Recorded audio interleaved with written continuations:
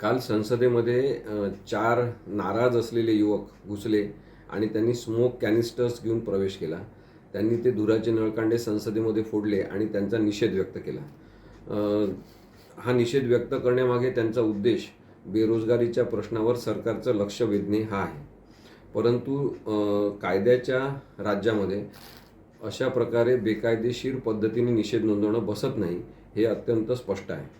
तरीसुद्धा कोणत्याही गुन्हेगारी कृतीमागे उद्देश काय, हा सगळ्यात महत्त्वाचा मुद्दा असतो.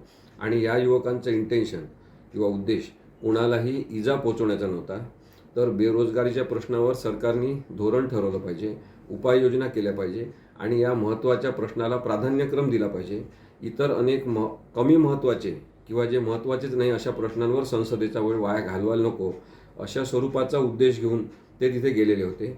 आणि त्यामुळे मला असं वाटते की अशा युवकांचं गुन्हेगारीकरण होऊ नये, त्यांच्या कृतीचं विश्लेषण जरूर केलं पाहिजे. त्या कृतीसाठी त्यांना माफक सकारात्मक स्वरूपाची शिक्षा जरूर दिली पाहिजे. त्यांना जाणीव करून दिली पाहिजे की लोकशाहीमध्ये अशा प्रकारे निषेध नोंदवता येणार नाही.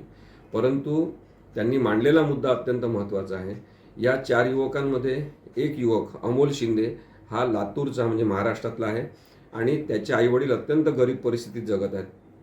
त्यांनी जो मुद्दा मांडण्याचा प्रयत्न केलेला आहे त्याचा आदर करून आम्ही असं ठरवलेलं आहे की अमोल शिंदे याला जी काही कायदेशीर मदत लागेल ती आपण केली पाहिजे आणि त्यामुळे कायद्याचा मदतीचा हात आम्ही अमोल शिंदेला देऊ, त्याला पूर्ण आम्ही मदत करू. एवढाच उद्देश आहे की अशा कृतीचं गुन्हेगारीकरण न होता या युवकांना प्रातिनिधिक स्वरूपाचे मागण्या करणारे हे युवक आहेत.